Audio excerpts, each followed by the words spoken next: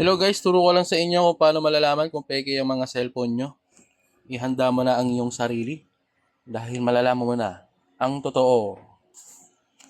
So, una, punta ka ng call, click mo yung asterisk, number, 06, then click mo ulit yung asterisk, automatic lalabas na yung inyong IMEI.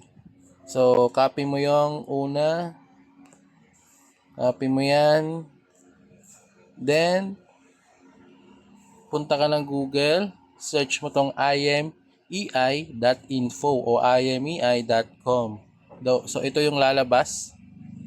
Paglabas na ito, i-paste mo rito yung kinapi mo kanina. Then, click mo yung I am a human. Then, syempre, tignan mo naman, ang dali lang, kahit di mo basahin. Hanapin mo yung mga bahay. Bahay. Please click each image containing a residential house. So, residential bahay. Basta bahay. Then, click check. So, ang cellphone ko is Huawei Nova 9. Tignan natin yung tama.